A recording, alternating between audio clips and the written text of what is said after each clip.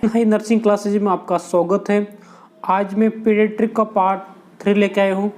Paediatric का part 1 और paediatric का पार्ट 2 ऑलरेडी अपन अपलोड कर चुके हैं और बहुत ही इम्पोर्टेंट क्वेश्चन है। ऑलमोस्ट आपका पीडियाट्रिक का कम्प्लीटली रिवीजन हो जाएगा किसी भी एग्जाम के लिए, शॉर्ट टाइम रिवीजन।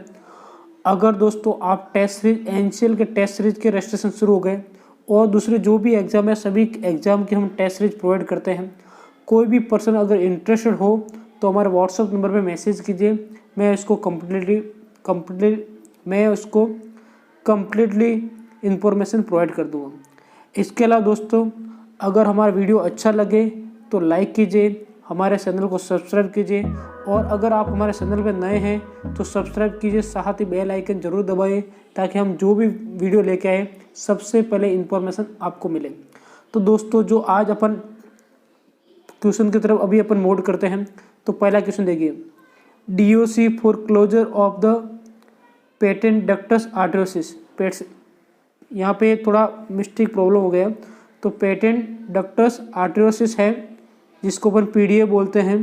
PDA के लिए ड्रग ऑफ चॉइस के बहुत बार एग्जाम में क्वेश्चन पूछा जाता है। Option A paracetamol, option B ibuprofen, option C indomethacin, option D all of the above. Right answer क्या होगा? All of the above. Patent ductus arteriosus के लिए ड्रग ऑफ चॉइस कौन सा रहता है?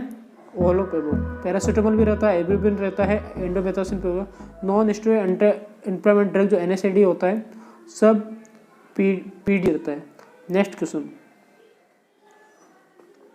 Mission Indradhanush program is related to option A immunization, option B breast feeding, option C female addiction education, option D nutritional supplement. देखो दोस्तों जो mission Indradhanush programme है ये 25 दिसंबर 2014 को इंडियन गवर्नमेंट ने के मिनिस्ट्री ऑफ हेल्थ ने इसको इम्यूनाइजेशन के लिए लागू किया था। 25 दिसंबर को अटल बिहारी वाजपेयी और पंडित मदन लाल जी का जो है उनका मदन जी मालवीय उनका डेट ऑफ बर्थ भी है और उनको भारत रत्न भी मिला हुआ है। तो आपको भारत रत्न मिले 2 पर्सन का भी नाम याद हो गया। और second things mission Indradhanush immunisation के रिलेटेड है। कब लागू हुआ था? 25 दिसंबर 2014। नेक्स्ट क्वेश्चन बहुत इंपॉर्टेंट क्वेश्चन है। 3C coughing choking during feeding and unexplained cyanosis is associated with means coughing choking and cyanosis कौन सी डिजीज के साथ में होता है? Option A tracheoesophageal fistula, option B cleft lip and cleft palate, option C pyloric stenosis, option D GERD। तो दोस्तों right answer क्या होगा? Right answer A. Right answer क्या होगा? ए।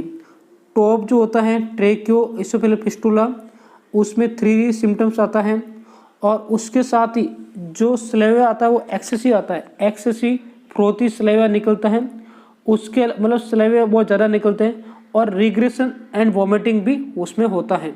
ये 3 सिम्टम्स वेरी इंपॉर्टेंट है। कई बार एग्जाम में 3C सिम्टम्स के नाम से आता है। तो आप किस में होता है? Top tracheoesophageal fistula. इसके अलावा कभी ऐसा भी पूछा जाता है एक्सेसिव फ्रोथी स्लेवा किस में आता है? इन माउथ एंड नोज से, वो आता है टॉप में। या एक्सेसिव सल्वेशन या regression and vomiting all this things किससे रिलेटेड है? टॉप से, ट्रेकियोइसोफेजियल फिस्टुला। नेक्स्ट क्वेश्चन,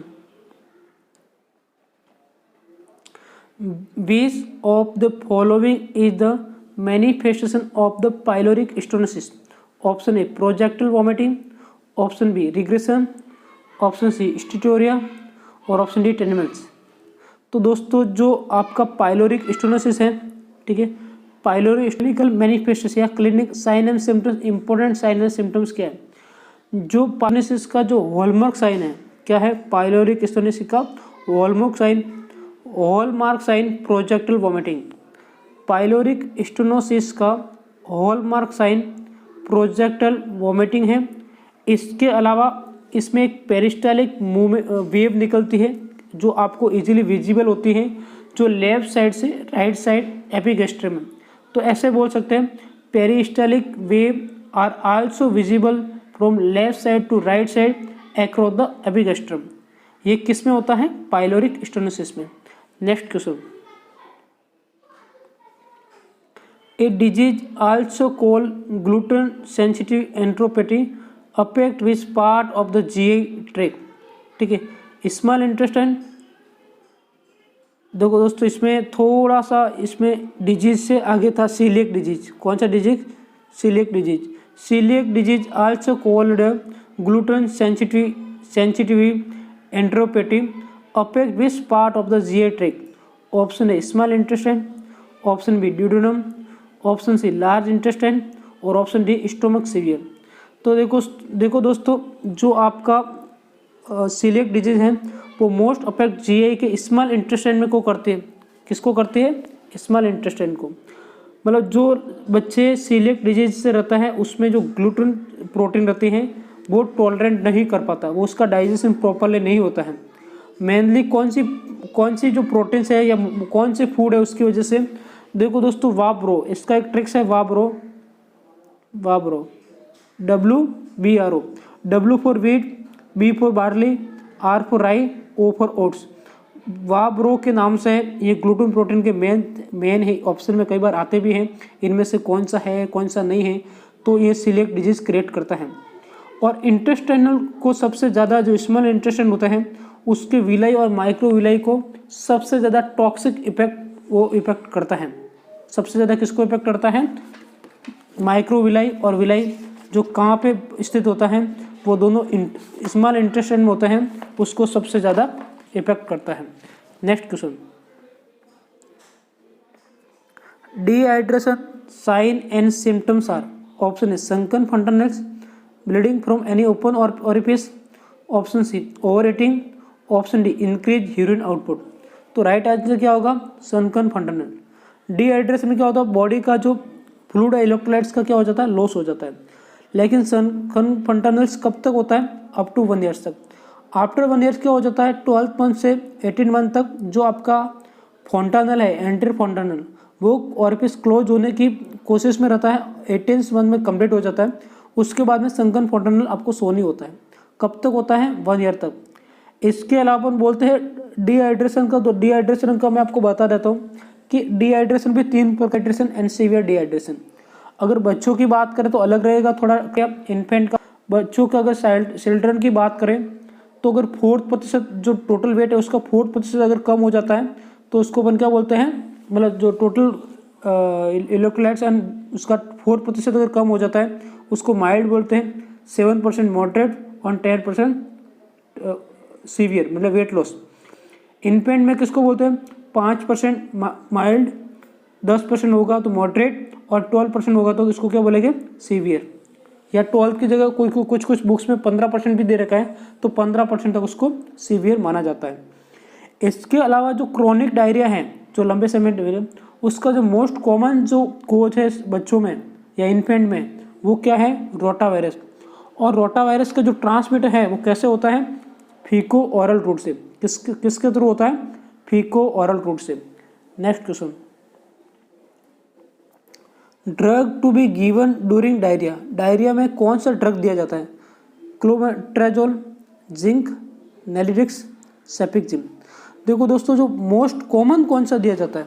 ठीक है, तो मोस्ट कॉमन एक तो ORS दिया जाता है, ORS के साथ में जिंक भी दिया जाता है। क्या दिया जाता है? जिंक भी राइट है। ORS के साथ में दूसरा कौन सा दिया जाता है?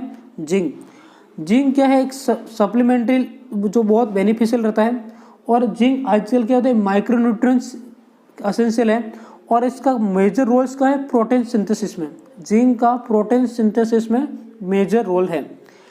और आपका जो cell growth, immuno function, intestinal transport of the water and electrolytes के लिए बहुत इंपॉर्टेंट रहता है जिंक का।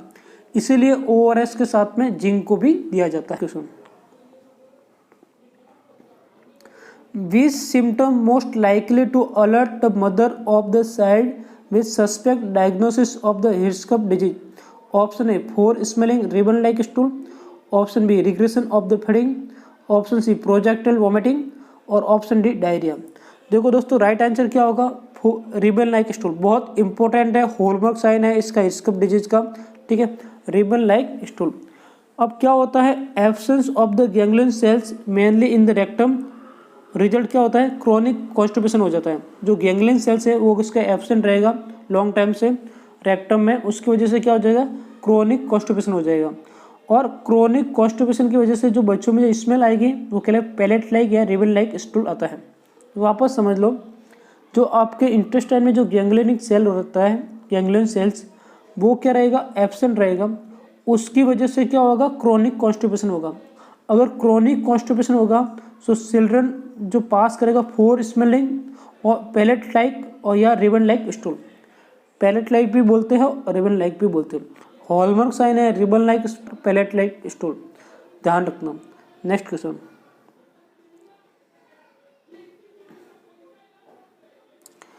which symptoms verify anorectal anomalies into the children? Option A abdominal distension, option B meconium in urine, option C vomiting और option D all of above. देखो दोस्तों क्या है, वेरीफाई एनोरेक्टल एनामोलीज, एनोरेक्टल एनामोलीज के लिए कौन सा इसमें, तो ये राइट आंसर क्या होगा, meconium in urine, meconium in urine, मतलब जो आपका यूरिन में क्या आ जाएगा, मिकोनियम आ जाएगा, दोनों का वे क्या हो जाएगा, थोड़ा कॉमन हो जाएगा। Next question, rule of the 10 is used for, जो रूल ऑफ 10 है किसके लिए यूज किया जाता है, रूल ऑफ 9 ब्रेन के जो बर्न होता है, बर्न में रूल ऑफ 9 यूज किया जाता है, और जो रूल ऑफ 10 क्लिप लिप्ड और क्लिप पैलेट में, किस में यूज होता है, क्लिप लिप्ड और क्लिप पैलेट में। लाइक उसमें भी जो क्लिप लिप और क्लिप पैलेट होता है उसमें जो मेजर है वो होता है क्लिप लिप में, किस में है, क्लिप लिप। आखिर में रूल ऑफ 10 होता क्या है, इसमें क्या होता है, rule of 10 mostly clip lip के लिए यूज किया जाता है। जब क्लिप लिप की सर्जरी की जाती है उस टाइम बच्चों का जो बच्चा है उसका वजन 10 पाउंड होना चाहिए, उसका जो एज है 10 वीक होना चाहिए, उसके अलावा जो उसका हीमोग्लोबिन मिनिमम 10 होना चाहिए, और उसका जो WBC है वो 10,000 होता है। इन जो 4 या 5 जो पैरामीटर हैं इन्हीं के बेस पे इसको रूल ऑफ 10 नाम दिया गया है, rule of 10। Next question, following the most appropriate position in which the child is placed after tonsillotomy, option A supine lying position, option B trail back position, option C side lying position और option D high Fowler's position. दोस्तों ये question मेरे student के लिए, दोस्तों इसका आपको right answer हमारे कमेंट बॉक्स में बताना है, और अगर आपको समझ में नहीं आता है तो नेक्स्ट क्लास में मैं इसका आंसर लाने की पूरी कोशिश करूंगा, बट आपको कमेंट बॉक्स में इसका आंसर मुझे देना है। नेक्स्ट क्वेश्चन की तरफ मूव करते हैं। Infant death syndrome, suddenly infant death syndrome SIDS most commonly affect infant of which age, जो SIDS है वो मोस्टली कौन सी एज में सबसे ज़्यादा अफेक्ट करता है, वो है 2 से 3 मंथ ऑफ द एज। जो इन्फेंट का जो 2 से 3 मंथ ऑफ एज रहता है उस एज में सबसे ज़्यादा अफेक्ट करता है। जो सडनली इन्फेंट डेथ सिंड्रोम है ये क्या अनएक्सपेक्टेड डेथ होती है इन्फेंट की, मतलब 1 ईयर के एज तक, उसका जो मेजर कोज है वो क्या है, बच्चा गिर जाता है, ठीक है। और इसको रोकने के 2 ही उपाय है, एक तो जो प्रॉपरली उसको पोजीशन देना है, ऑलवेज प्रोन पोजीशन को अवॉइड करना है, ऑलवेज प्रोन पोजीशन को अवॉइड करना है। Next question, after delivery the nurse observe that the newborn scrotal sac is empty, this condition called as, option A enuresis, option B cryptorchidism, option C orchiopexy और option D एपिस्पिडेसिस। देखो दोस्तों right answer क्या है, right answer B cryptorchidism, right answer क्या है B, right answer क्या है B.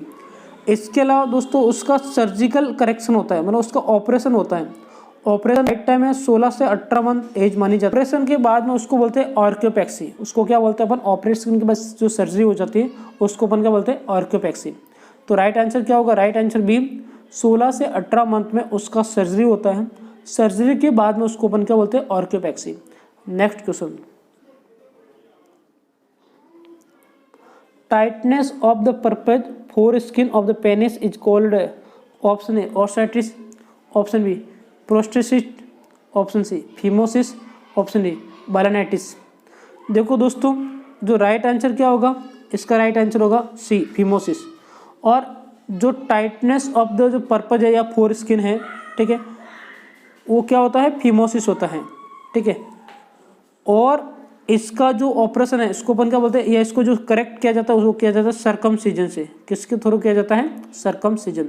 Next question, which of the following when present in urine may cause a reddish stain on the diaper of the newborn? Which of the following when present urine में, मतलब urine में reddish stand कब present होता है, reddish urine, mucus, urine acid crystal, bilirubin और excess iron. Right answer है uric acid के जो क्रिस्टल रहते हैं जो रेडिश स्टेन्स टाइप दिखते हैं, जो न्यूबॉर्न के डायपर में रहता है। नेक्स्ट क्वेश्चन, ये ऑलमोस्ट आपका लास्ट क्वेश्चन है, क्योंकि अपन 2020 क्वेश्चन की 2 सीरीज ऑलरेडी अपलोड कर चुके हैं और अभी ये 16 क्वेश्चन की, और ऑलमोस्ट आपका पूरा सिलेबस कवर हो गया है, ऐसा मैं होप करता हूँ। इसके बाद में कुछ वन लाइनर, आपको जो वन लाइनर क्वेश्चन भी है जो वो भी बहुत इंपॉर्टेंट है, उसको भी आपको देखना है। वन लाइनर क्वेश्चन सभी टेस्ट सीरीज में हमने अपलोड किया है और इसी में भी अपलोड किया है। तो नेक्स्ट क्वेश्चन,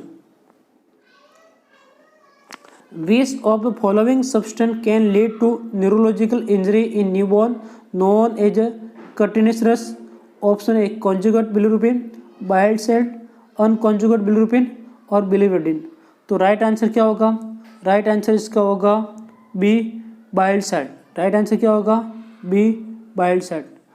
जो सॉरी राइट आंसर क्या होगा, सी होगा इसका अनकॉन्जुगेट बिलिरुबिन, ठीक है। अनकॉन्जुगेट बिलिरुबिन की वजह से उसमें क्या हो जाता है, उसको फिजियोलॉजिकल या आपने पैथोलॉजिकल 2 टाइप्स के पढ़ा होगा, ठीक है, तो वो हो जाता है, ठीक है। और उसकी वजह से आगे जब उसका अनकॉन्जुगेट बिलिरुबिन का लेवल जब 15 से ऊपर जाता है तब उसको ये डिजीज हो जाता है, ठीक है, 15 से ऊपर होता तब, तो इस कंडीशन को बोलते हैं। और इसके लिए जो बेस्ट ट्रीटमेंट, अभी जो मोस्ट इफेक्टिव ट्रीटमेंट है वो क्या है, वो ब्लड थेरेपी चलाया जाता है, ठीक है, ताकि बिलिरुबिन लेवल को सीरम में कम किया जाता है। इसके अलावा इसमें फोटोथेरेपी भी दिया जाता है। जब अगर फोटोथेरेपी प्रोवाइड करेंगे उस कंडीशन में आपको ध्यान रखना है कि जो आपका आई के साथ में आपके जो जेनेटल ऑर्गन्स हैं उनको कवर रखना है। नेक्स्ट क्वेश्चन ऑलमोस्ट कवर हो गए हैं। अभी कुछ, mother start breast feeding should be start with in 30 minutes. ऐसा क्यों, 13 मिनट में इसलिए प्रोवाइड किया जाता है, उस time first reactivity of period रहता है और फर्स्ट 30 मिनट में बच्चा अलर्ट एक्टिव रहता है। इसके अलावा जो ब्रेस्ट मिल्क है उसमें कंटेंट में क्या है, 7 ग्राम पर DL लैक्टोज, और काऊ मिल्क में कितना रहता है, 4.5 ग्राम पर DL। सो जो ब्रेस्ट मिल्क है वो काऊ मिल्क की कंपेयर ज़्यादा स्वीट रहता है। Next, average energy value of human milk is 67 calorie पर 100 ml। बहुत बार एग्जाम में क्वेश्चन पूछा जाता है कि जो ह्यूमन का जो मिल्क है उसमें एनर्जी कितना रहता है, 67 किलो कैलोरी पर 100 ml। इसके अलावा बेबी को रिक्वायरमेंट कितना रहता है, 200 kilo calorie per day during 6 to 8 month और 300 kilo calorie day during 9 to 11 month और 550 calorie per day during 12 to 23 month. इसके अलावा जो वीनिंग स्टार्ट होती है 6 मंथ में वीनिंग स्टार्ट हो जाती है, मीन्स वीनिंग उस खाने के साथ में कुछ और प्रोवाइड करते हैं, सॉरी मदर मिल्क के साथ और प्रोवाइड करते हैं, उसको वीनिंग्स बोलते हैं। और 6 मंथ तक एक्सक्लूसिव ब्रेस्ट फीडिंग रहती है। कॉम्प्लीमेंट्री फीडिंग 6 मंथ तक, एक्सक्लूसिव 6 मंथ के बाद में कॉम्प्लीमेंट्री फीडिंग भी शुरू हो जाता है। एक्सक्लूसिव जो ब्रेस्ट फीडिंग है वो कब तक रहता है, 6 मंथ तक। आजकल 4 से 6 मंथ तक देते हैं, लेकिन 6 मंथ तक मीन्स एक्सक्लूसिव ब्रेस्ट फीडिंग का सिर्फ इतना सा मतलब है कि उसमें आपको ब्रेस्ट फीड के अलावा कुछ भी ऊपर से नहीं देना है, कुछ भी नहीं देना है। नेक्स्ट, न्यूनेट का जो नॉर्मल स्टोमक कैपेसिटी रहता है, एक बार एग्जाम में क्वेश्चन पूछा भी गया है, कितना रहता है, 90 ml। इसके अलावा during sucking response increase oxytocin and prolactin. जब बच्चा सकिंग करेगा उसकी वजह से जो ऑक्सीटोसिन और प्रोलैक्टिन लेवल क्या बढ़ जाएंगे, और oxytocin cause let down reflex और milk ejection reflex and prolactin cause milk secretion reflex. मतलब अपन बोल सकते हैं जो मिल्क को जो सिक्रेट करता है वो कौन करता है, प्रोलैक्टिन, लेकिन सिक्रेशन के बाद में बाहर इजेकुलेशन कौन करता है, वो करता है ऑक्सीटोसिन। तो कई बार क्वेश्चन पूछा जाता है और लड़के हमेशा ऑक्सीटोसिन और प्रोलैक्टिन में कंफ्यूजन होते हैं कि दोनों का रोल क्या है। तो हमेशा मैं आपको बता देता हूँ, प्रोलैक्टिन का काम है सिक्रेशन करना, ठीक है, इकट्ठा किया, सपोज सिक्रेशन करके इकट्ठा किया। ऑक्सीटोसिन क्या करेगा, उसको कॉन्ट्रैक्शन के थ्रू बाहर निकालेगा, ठीक है, जैसे बच्चा सकिंग करेगा उसको तरह से उसको लेट डाउन रिफ्लेक्स से बाहर निकलेगा। इसके अलावा जो बेबी फ्रेंडली इनिटिव जो BFSI है आपने शुरू किया था, वो कब किया था, 1992 में। और इसका बहुत इंपॉर्टेंट ध्यान रखना, ये WHO और यूनिसेफ ने साथ में शुरू किया था 1992 मार्च में। इसके टोटली 10 स्टेप है, बहुत इंपॉर्टेंट है, बहुत इंपॉर्टेंट है। कई बार एग्जाम में पूछा जाता है बेबी फ्रेंडली हॉस्पिटल इनिशिएटिव, जो अगस्त का जो फर्स्ट वीक होता है ब्रेस्ट फीडिंग वीक मनाया जाता है। कई बार जब आप इंटरव्यू के लिए जाते हो या कई आपको जब जनरली पूछते भी हैं तो इसके बारे में बहुत पूछा जाता है। नेक्स्ट, जो अपकार स्कोर है वो 1 मंथ एंड 5 मंथ में परफॉर्म किया जाता है, पहले 1 मंथ में, उसके बाद में 5 मंथ में। अपकार का जो टोटल स्कोर कितना है, 5 है। इसके अलावा इसमें कितने इंडिकेटर रहते हैं, टोटली 5 इंडिकेटर रहते हैं। क्रिगल नजर सिंड्रोम एक congenital deficiency of the hepatic transferase, इसकी कमी से ये हो जाता है, ठीक है, ये सिंड्रोम होते हैं। इसके अलावा जो पैथोलॉजिकल जॉइंटिस, अभी जॉइंटिस, फिजियोलॉजिकल जॉइंटिस, 2 टाइप्स के जॉइंटिस है। पैथोलॉजिकल जॉइंटिस विदिन 24 आवर रहता है, फिजियोलॉजिकल जॉइंटिस होता है। जो आपका मैंने बताया था जो लास्ट क्वेश्चन था अपना, ठीक है, उस क्वेश्चन का जो अपन डिस्कस कर रहे थे, उसके डिस्कस इस क्वेश्चन का कि इसका क्या होता है, अनकंजुगेट बिलिरुबिन रहेगा, ठीक है। जब अनकंजुगेट बिलिरुबिन का लेवल 15 से अप हो जाएगा तो हमें डिजीज हो जाता है। और एक कौन सी कंडीशन होती है, ये फिजियोलॉजिकल और जो पैथोलॉजिकल दोनों प्रकार का, जो फिजियोलॉजिकल पैथोलॉजिकल दोनों प्रकार का जॉइंटिस है उस किसी में भी हो सकता है। जो फिजियोलॉजिकल जो जॉइंटिस है उसमें कम होने की पॉसिबिलिटी नहीं होता, नहीं के बराबर होता है, पैथोलॉजिकल में होने की ज़्यादा पॉसिबिलिटी है। फिजियोलॉजिकल जॉइंटिस अपने आप तो रिकवर हो जाता है, कल के लिए ट्रीटमेंट का नीड रहता है। इसके अलावा during phototherapy cover protect organ and other hand, ठीक है, हेड को कवर कर सकते हैं लेकिन आईज और रिप्रोडक्टिव पार्ट को तो आपको करना ही है, मतलब जेनिटल पार्ट को। इसके अलावा जो फोटोथेरेपी दी जाती है उसमें ब्लू लाइट दी जाती है और उसका वेवलेंथ कितना होता है, बहुत बार पूछा जाता है, ब्लू लाइट और वेवलेंथ कितना होगा, 420 to 480। इसके अलावा it is more efficiently absorb by bilirubin pigment, इसको ये क्या बनाते हैं, जो आपका ब्लू लाइट है ये बहुत ज़्यादा बिलिरुबिन लेवल को एब्जॉर्ब कर लेती है। जो फोटोथेरेपी के जो कॉम्प्लिकेशन है, कई बार एग्जाम में क्वेश्चन पूछा जाता है, bronze baby syndrome. Bronze baby syndrome किसका कॉम्प्लिकेशन है, वो है फोटोथेरेपी का। इसके अलावा जो डार्क ग्रे ब्राउन, इसमें क्या होता है, dark grey brown pigmentation of the skin, mucus membrane and urine, इसको ब्रोंज बेबी सिंड्रोम बोलते हैं। फिर प्रीटर्म और पोस्टर्म का भी थोड़ा डिस्कस कर लेते हैं। 37 वीक या 259 डेज से जो पहले होता है उसको प्रीटर्म, और 42 वीक्स के बाद में उसको अपन क्या बोलते हैं, पोस्टर्म। मीन्स अपन ऐसा बोल सकते हैं 38 वीक्स से 41 वीक्स या 40 वीक्स, एग्जैक्ट टाइम तो 38 से 40 होता है। फिर दोस्तों जो start to give social smile at age of 2 month to mother और केयर गिवर, जो बच्चा होता है न्यूनेंट, ठीक है, वो इन्फेंट 2 मंथ में स्माइल लेना शुरू करता है। किसको करता है, मदर्स को भी करता है या उसका जो केयरिंग करता है वो। जो क्रावलिंग है, ठीक है, क्रावलिंग 8 से 9 मंथ में बहुत इंपॉर्टेंट है। क्रावलिंग का क्वेश्चन कई बार पूछा गया है, ठीक है, एग्जाम में कंफ्यूजन होने की जरूरत नहीं, 8 से 9 मंथ। इसके अलावा जो बच्चा जो अपना हेड जो कंट्रोल कर लेता है वो 2 से 3 मंथ, बट 3 मंथ ज़्यादा बेटर है, 3 मंथ ज़्यादा राइट है। इसके अलावा जो चाइल्ड ब्रश करने कब लगेगा, 3 ईयर्स में। नॉर्मली चाइल्ड क्लाइंब स्टेज, जो सीढ़ियाँ कब चढ़ने लग जाएगा, 2 ईयर में। Father of the paediatrics Abraham Jacob, बहुत बार पूछा भी गया है और पूछते भी हैं कि पीडियाट्रिक्स के फादर कौन है। इसके अलावा जो organ of the digest system most commonly involve in cystic fibrosis, बहुत इंपॉर्टेंट है। जो सिस्टिक फाइब्रोसिस होता है उसमें मोस्ट कॉमन इन्वॉल्व किसका है, वो है पैनक्रेज का। इसके अलावा जो फाइब्रोसाइटिक डिजीज ऑफ पैनक्रेज भी बोलते हैं। सिस्टिक फाइब्रोसिस का में सबसे ज़्यादा इन्वॉल्व पैनक्रेज का होता है डाइजेस्ट सिस्टम में। इसलिए ऑफ द पैनक्रेज भी बोला जाता है। इसके अलावा जो आपका ट्राइसोमी है, ट्राइसोमी 21, उसको अपन डाउन सिंड्रोम बोलते हैं और मंगोलिज्म भी बोलते हैं।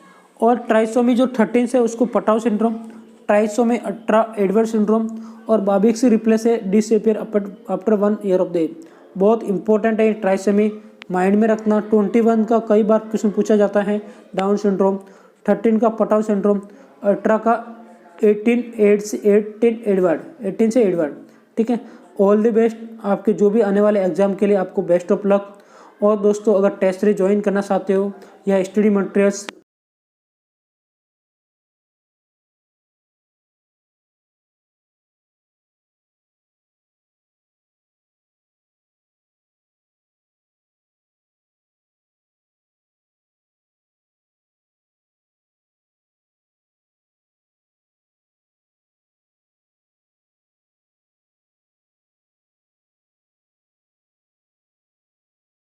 नोट्स किसी भी चीज़ के लिए आप हमें व्हाट्सएप नंबर पे मैसेज कीजिए, आपको प्रॉपर्ली इन्फॉर्मेशन मिल जाएगी।